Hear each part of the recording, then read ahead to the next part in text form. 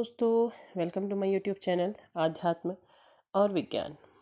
आज के इस चैनल में मैं आपकी एनर्जी को देखते हुए बात करूंगी, क्योंकि बहुत से लोग ऐसे हैं जिनकी एनर्जी लो वाइब्रेशन में जा रही है या जा चुकी है। आप अपने अपने हिसाब से देखेंगे कि आपकी एनर्जी किस प्रकार की है, क्योंकि बहुत से लोग ऐसे हैं जिनकी एनर्जी काफ़ी लो हो रही है, क्योंकि इस समय चेंज आया है एनर्जी में, तो एनर्जी लो वाइब्रेशन में है।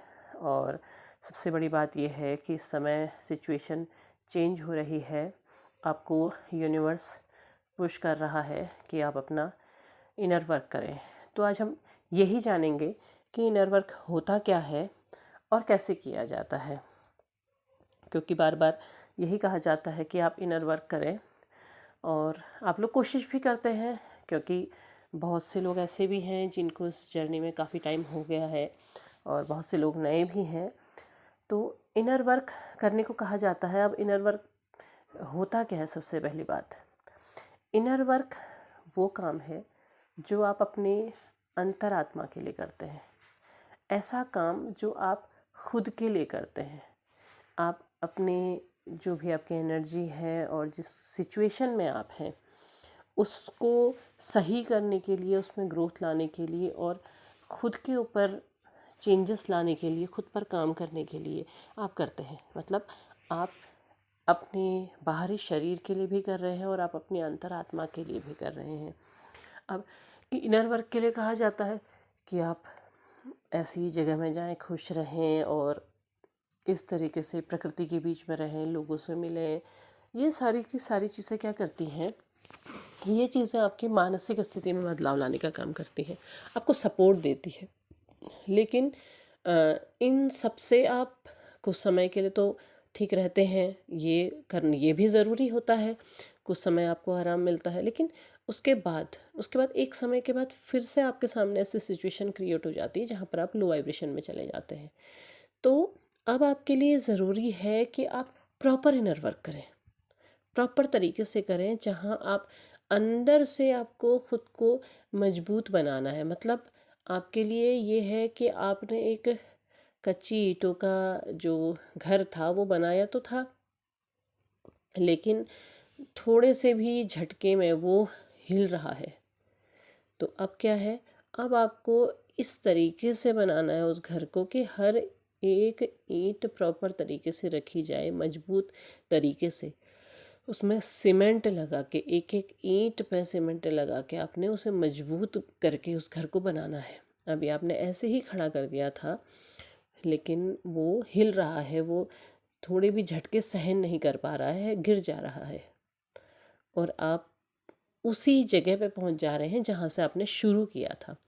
तो एक बार फिर से शुरू करके देखते हैं, क्योंकि देखिए, अगर आपने इस जर्नी को एक्सेप्ट कर लिया है, आपने जान लिया है कि आपको एक सोल जर्नी मिली है। देखिए, सबसे बड़ी बात क्या है, मैं बीच में थोड़ा चेंज करूँगी, कि जो इनर वर्क है वो हर प्रकार की सोल जर्नी में आपको करना होता है। आपकी जो भी सोल जर्नी होती है, आप उस जर्नी में अगर आप स्टक हैं, आप प्रॉब्लम में हैं, तो आपको उस हर प्रकार की जर्नी में इनर वर्क करने की ज़रूरत है। तो आप इनर वर्क करें, मतलब खुद को अंदर से पूरी तरह से फिर से मजबूत आपने बनाना है। तो अब एक बार फिर से कोशिश करते हैं, फिर से शुरू करते हैं। सबसे पहली बात क्या होती है, जब आप लो वाइब्रेशन में जाते हैं तो आपकी एनर्जी बहुत लो हो जाती है, आप बहुत कुछ सोचने लगते हैं, आप एंजाइटी में चले जाते हैं, आप रोने लगते हैं, आप बहुत तकलीफ़ में चले जाते हैं। और सबसे बड़ी बात क्या होती है कि उस तकलीफ़ में आप केवल आप होते हैं, आप अकेले होते हैं। आप किसी को बता नहीं सकते हैं, किसी के साथ अपनी बातों को साझा नहीं कर सकते हैं। आप केवल खुद में उस तकलीफ़ को झेल रहे हैं। तो आपको वहाँ पर से खुद ही बाहर आना होता है। आप अगर रो रहे हैं तो आप बहुत रोते हैं, उसके बाद आप मुंह धोकर अपने दूसरों कामों में लग जाते हैं, ताकि किसी और को आप ना बता सकें कि आप किस तकलीफ़ में हैं, दूसरों को आपकी तकलीफ़ का पता ना चले, आप केवल अंदर ही अंदर घुट रहे हैं, खुद पर घुट रहे हैं, खुद तकलीफ़ झेल रहे हैं, तो आपको यहाँ पर ज़रूरत होती है कि आप इनर वर्क करें। आप अपने आप को फिर से रिचार्ज करें, फिर से खुद पर काम करें। तो हम फिर से शुरू कर रहे हैं। सबसे पहली बात क्या है कि आप जो तकलीफ़ में हैं, अब बहुत से लोग कहते हैं कि देखो रो रहे हैं, रो नहीं, ये और बहुत सारी बातें, तो कोई प्रॉब्लम नहीं है। अगर आपको रोना आ रहा है तो आप रो लीजिए। आप सबसे पहले अपने अंदर की उन भावनाओं को जो आपको तकलीफ़ दे रही है, आप उन्हें आंसुओं के ज़रिए रिलीज़ कर दीजिए, उन्हें हटा दीजिए, उन्हें बहा दीजिए। वो जब बह जाएंगी तो क्या होगा, उन सब के बाहर निकलने के बाद आपका मस्तिष्क शांत हो जाएगा। अब आपने सोचना है कि आपको सबसे पहले जो ट्रिगर हुआ वो किस कारण से हुआ।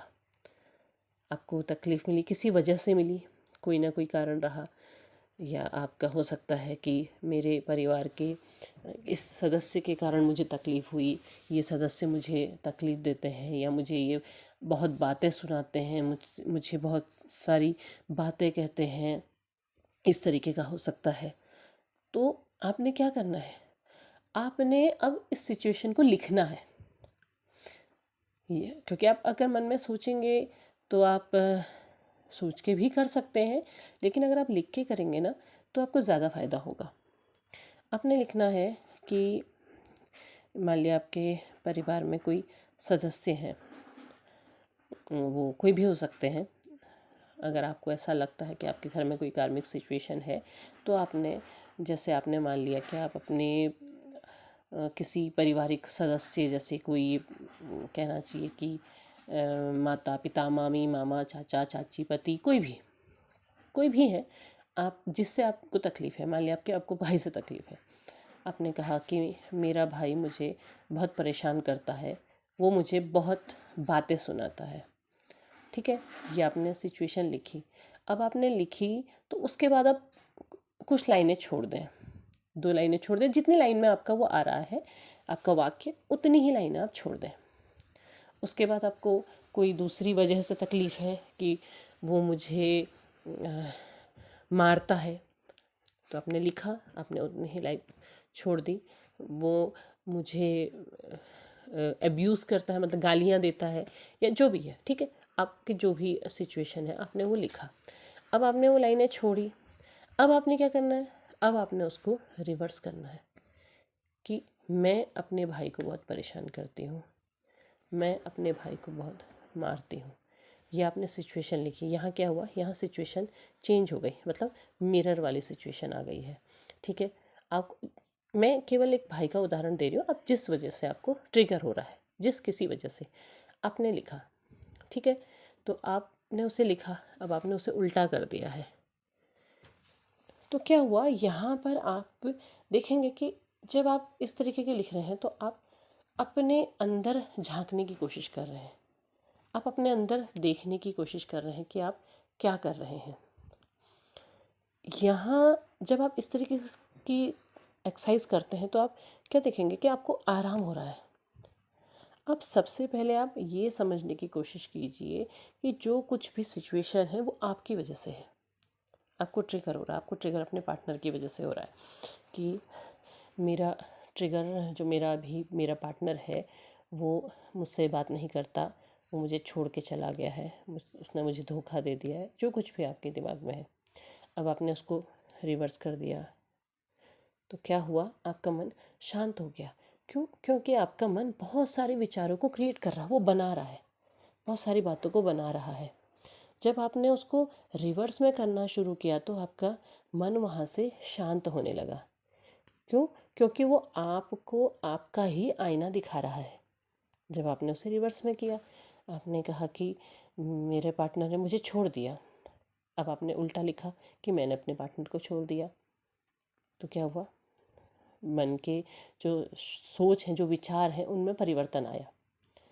अब आप जब इस तरीके से करेंगे तो तब आप ये सोचने लगेंगे कि आपका दिमाग ये सोचने लगेगा कि हाँ, जो मेरे मन में अभी तक जो मैं रो रही थी या रो रहा था, जो मेरे मन के अंदर विचार आ रहे थे, उसका कारण मैं ही तो हूँ, मैंने ही तो उसे निर्मित किया था। ठीक, जब आप ऐसे सोचने लगेंगे तो तब क्या होगा, तब आपका मन शांत होगा। अब आप यहाँ पर क्या होता है, जब आप इस तरीके से सोचने लगते हैं तो आप कई बार गिल्ट फील में चले जाते हैं कि अरे मैंने ये क्या कर दिया, मैंने ऐसा क्यों कहा या ऐसा क्यों बोला। तो वहाँ पर आपने क्या करना है, ये भी आपकी इनर वर्क की एक्सरसाइज है। यहाँ पर आपने क्या करना है कि हे ईश्वर, हे यूनिवर्स, मैं अपने इस काम के लिए आपसे माफ़ी मांगती हूँ। मैं आपसे क्षमा चाहती हूँ कि मैंने इस तरह का व्यवहार किया, मुझे इस तरह के शब्द नहीं बोलने चाहिए थे, मुझे ऐसा नहीं कहना चाहिए था। उसके बाद आपने क्या करना है कि मैं अपने आप को माफ़ करती हूँ कि मेरे इस व्यवहार के लिए ये मेरी गलती थी, मैं आपसे क्षमा मांगती हूँ और स्वयं को माफ़ करती हूँ। मैंने जो भी किया उसके लिए मैं अपने आप को माफ़ करती हूँ और मैं दोबारा ऐसा प्रयास करूँगी कि मैं ऐसी गलती ना करूँ। मैं इसके लिए अपने आप को माफ़ करती हूँ। आप जब कुछ बार इस तरीके से आप अपने आप से बोलते हैं, आप अपने मन में इस तरीके से बोलते हैं, तो आपका मन शांत होता है। आप अपने आप को माफ़ करने लगते हैं, क्योंकि सबसे पहली ज़रूरत यही है कि देखिए, आप जब रो रहे हैं, आप जब तकलीफ़ में जा रहे हैं, तो कहीं ना कहीं आप अपने आप को माफ़ नहीं कर रहे हैं, आप अपने आप को ही कष्ट दे रहे हैं कि ये मेरी गलती है, मुझसे ऐसा हुआ, मैंने ऐसा नहीं करना चाहिए था, या मैं इस तरफ गई ही क्यों, मैं इससे मिली ही क्यों। इस तरीके की जो बातें होती हैं वो आप अपने आप को तकलीफ़ देने के लिए करते हैं। तो आपने, हे ईश्वर, मुझसे जो भी गलती हुई है, जो कुछ भी मैंने किया है, उसके लिए मैं आपसे क्षमा मांगती हूँ, कृपया मुझे क्षमा करें। मैं आपसे क्षमा मांगती हूँ, कृपया मुझे क्षमा करें। और इन गलतियों के लिए, जो भी मुझसे गलती हुई है, इनके लिए मैं स्वयं को क्षमा करती हूँ, मैं अपने आप को माफ़ करती हूँ। जब आप इस तरीके से बोलेंगे तो आप अपने आप को, अपने मन को आप शांत करेंगे, आपका मन शांत हो जाएगा। आप अपने अंदर को जाएंगे, आप अपने अंदर की तरफ को देखने लगेंगे, क्योंकि आपने अपने अंदर ही देखना है, आपने अपने अंतर आत्मा की ही तरफ देखना है। जो ये इनर वर्क है, यह आपको आपके अंतर आत्मा से आपको शुद्ध करेगा। जब आप यहाँ से अपने आप को शुद्ध करने लगते हैं तो आप उन सिचुएशंस को बदलेंगे। आप, ये जो मिरर एक्सरसाइज होगी, ये मिरर एक्सरसाइज आप अपने आप को दर्पण दिखा रहे हैं। आपने दर्पण केवल सजने संवरने के लिए नहीं देखना, आपने अपने अंतर आत्मा में झांकने के लिए देखना। आप अपने अंतर आत्मा को कोई सामने रखे हुए दर्पण में देख करके नहीं, बल्कि अपनी अंतर आत्मा को देख करके देख सकते हैं। वहाँ देख सकते हैं आप अपने आप को कि आप स्वयं में हैं कौन। आप दुनिया के लिए बहुत कुछ छिपा रहे हैं, बहुत से मुखौटे लगा रहे हैं, सब कुछ है, लेकिन आप हैं कौन। आप जब वहाँ झांकने लगेंगे तब आपकी प्रॉपर एक्सरसाइज शुरू होगी। तो ये आपके इनर वर्क एक्सरसाइज का पहला चरण है। पहले चरण में आपने ये प्रयास करना है और आप प्रयास करके देखिए, आप बहुत ही शांत महसूस करेंगे, बहुत स्थिर महसूस करेंगे और आप अपनी इस यात्रा में आगे बढ़ने के लिए तैयार हो सकेंगे। तो उम्मीद है आपको वीडियो पसंद आया होगा। पसंद आया हो तो लाइक शेयर सब्सक्राइब करें। कमेंट बॉक्स में अपने विचार ज़रूर साझा करें कि आपने कैसा महसूस किया है। तब तक के लिए धन्यवाद।